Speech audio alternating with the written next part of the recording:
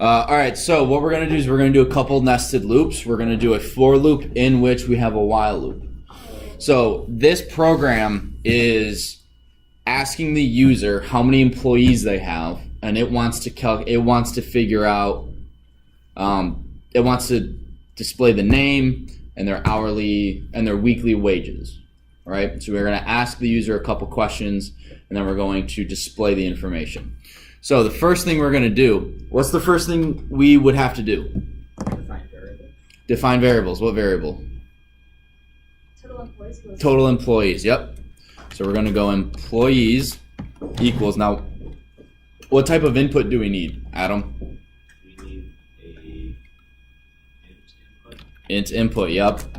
input. That's right, yeah. Well, That's- part-time. You're not a person. Part-time employee. That was pretty funny. How many employees do you have? All right, now what we're going to do is we're going to do the for loop for x in range employees, right? So this is going to run however many times we have of how many employees we have. Now the next thing we want to do, what? Sorry, I'm just a little bit behind. You're super fast. That's why I can't really like. Okay, I'll wait a sec. Just give me 1 second. Sorry. And I'm ready to go. So are Sorry about that. Ready to go. while loops usually inside for loops? Depends on what you're coding. I could do this a couple different ways. I'm starting with a for loop and a while loop. Can you write this with a while loop and a for loop inside of it? Probably. But just for this one, the way I thought of it is for loop and then a while loop inside of that. Lauren. I know this is a basic question, but just making sure for the quiz. So the reason we're doing a for loop is because however many employees you say you have, that's how many times it's going to run. Mm-hmm. Yeah. We don't want to, just for this one, we don't, hair sticking up. We don't want to just be like, do you have another employee? Do you have another employee? Do you have another employee? Do you have another? We just don't want to do that. We want to get the, how many employees? 5? Okay, now we know what we're doing. Got it. So, now I want to make sure that when they type in a name, it is, actually no, we just want them to type in a name. And if the name happens to have a number in it because they mistyped it, that's fine. What we're going to want to do is we want to make sure that the while loop, or that, no, I'm sorry, that when they type in the wages, that those are actual numbers, not strings. So what we're going to do, the first thing is we're going to go name equals, that was weird. Please enter the name. I'll put employee's name.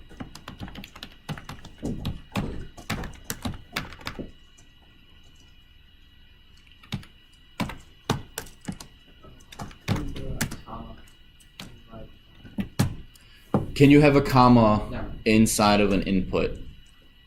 Yeah. No. Well, if it's in a string, yes. If it's not in a string, can you? No, why not, Lauren? This is going to separate the string. Right. It separates it into 2 arguments, and input can only take 1 argument. And that will make more sense once we go into functions. Please enter the employee's name. Okay, so we got the employee's name. Now we need to find out their wage. Right? So wage equals float. Yep. Oops. So float input, please enter their hourly wage. Now, we're not going to do that with strings yet. What we're going to do now is, while the wage is less than 0, we'll do less than or equal to 0 because no one's actually getting paid $0. While wage is less than or equal to 0. Who remembers what this is called? An input what loop? Validation. Input validation loop. We want to make sure that the number they're typing in we can still use. Because if they type in a negative number, you mean you pay me to work for me? What is this, an apple orchard? You pay me to pick my fruit and then you pay me for that fruit? Doesn't make sense. So while the wage is less than or equal to 0, Does it have to be how after? I don't know if you pay to get in, but you you pay for the apples you pick. You pick apples, and you pay to pick apples. Oh yeah, that's like a blueberry. Yeah? It's like a blueberry thing. You make me feel Oh, bad yeah. when apple picking life. So we're I mean, I've gone blueberry picking, and it is nice to pick the blueberries that you want. So it's like I'm getting everyone is going to be really, really dark blue as opposed to the one that's like light blue, and you're like, oh, that's not fully ripe, but I got it anyway, and it's not as good as the really blue ones. But anyway, we're getting way off topic. So we're gonna print. Wait a minute, we're paying to be at Wheaton Capital. That's work. Yeah, but you're learning. Okay. This will help us long term. So then we're going to print. Please enter a number greater than 0. You never say please. Do you have to say that?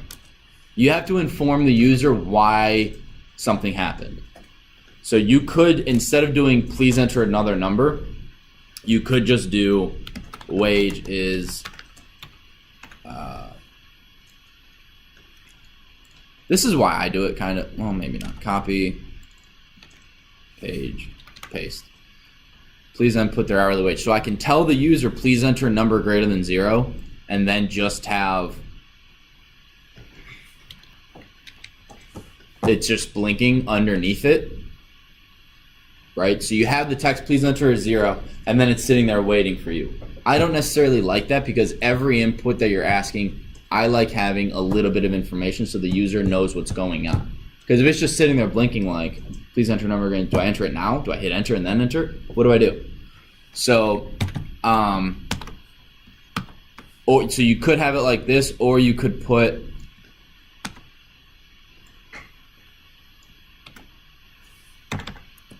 you could do that. Not just wait. And or you can just get rid of the print. What's up, Jack? I know. Why would you ever put in something less than 0? I don't know. A mistake. Well, the reason, this is why you need to think through your code when you're doing your homework and doing your tests. Because if I can break it by typing in a letter instead of a number, and you don't have a way to deal with that, or if you don't explicitly tell me, please enter a number, then your code breaks, that's points off. So part of coding is, okay, here is my code. I now need to do everything I can to try to break it. Because, I mean, I'm sure that you guys have played a video game where you entered in your name. Or you enter in Oh, yeah. like Skyrim or anything like that. Yeah.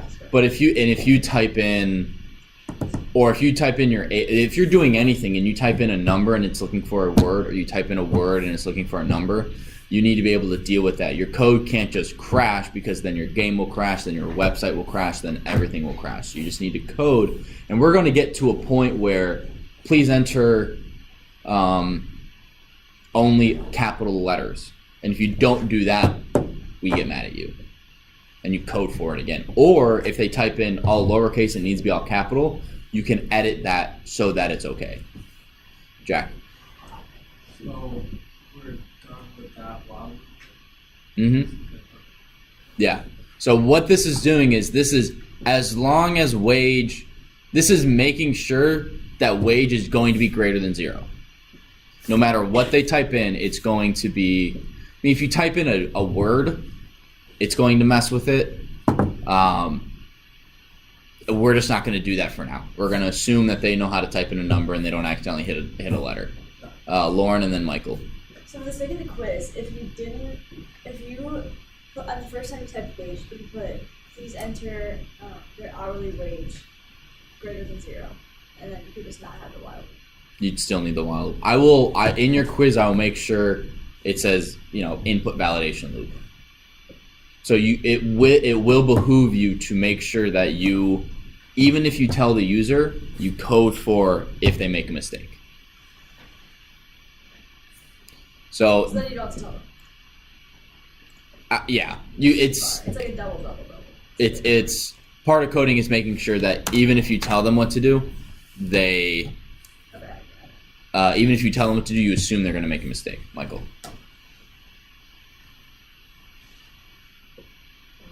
Oh, so is there a code that you can do so that you can separate the characters in the input?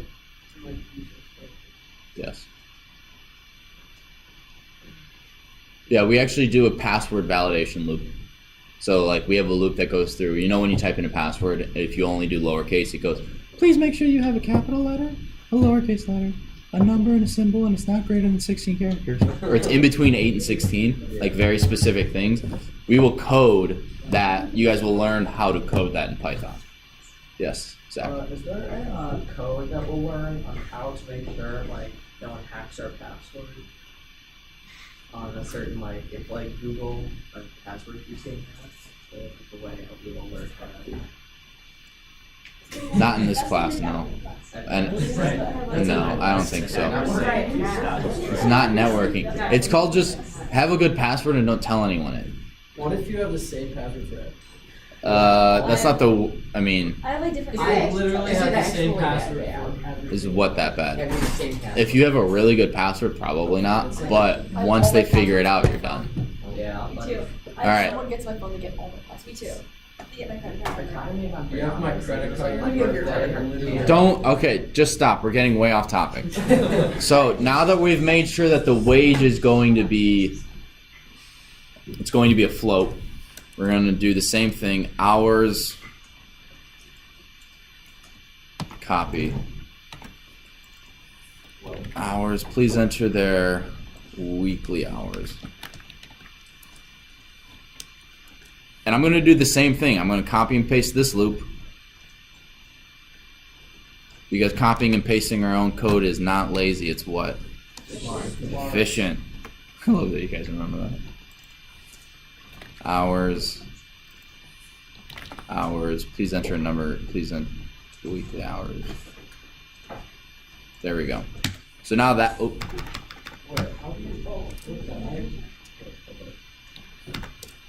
What?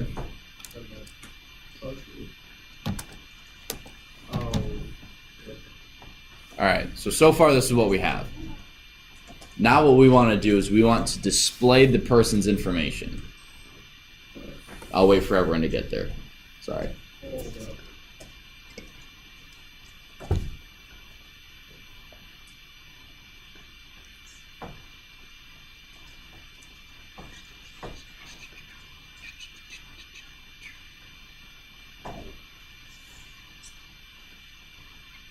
Alright, so now what we're going to do is we're going to display. You can do this two different ways. We could do weekly underscore pay, which is probably the neater way to do it. And this is going to be wage times weekly, just hours. And what we can also do is we can go format and comma dot to F. And now we don't have to print format, we can just print weekly pay.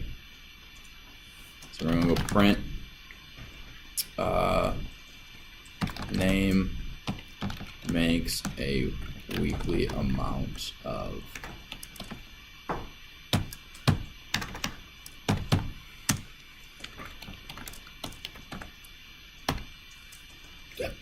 excuse me.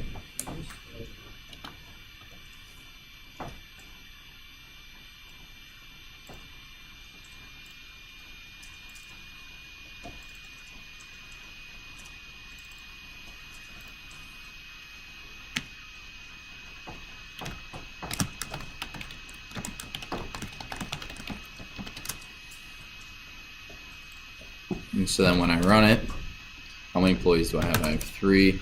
I have Zach. Zach makes, $15.50 an hour. He's a good worker. And he works 40 hours a week. Zach makes $620 a week. However, Jack, he's a much better worker. He makes $20.36. He also works 40 hours a week. And then Jacques. Is that how you spell Jacques? I think there's a C in there. Jacques. Now, Jacques is a really, really good worker. he makes $50 an hour. But he's lazy, so he only works 2 hours. Well, he's a little lazier, so he works He 15. takes his vacation. Whoa, this is the best photo of You the take day. 6 days. Me too. This is really, really good for me. Now, so that code works fine, but what if,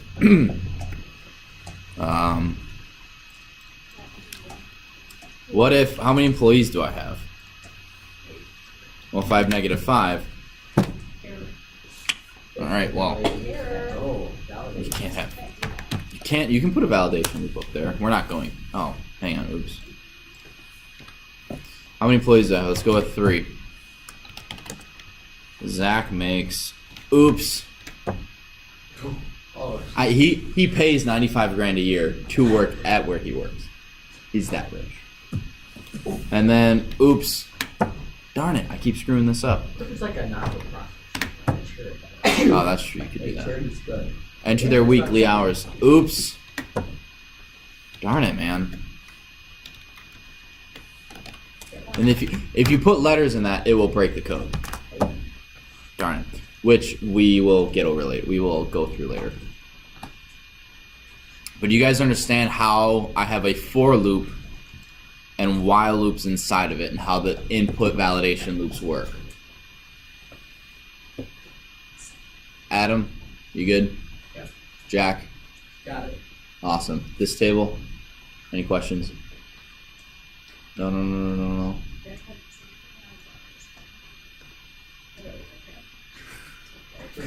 Awesome. So, I'm gonna pause that video just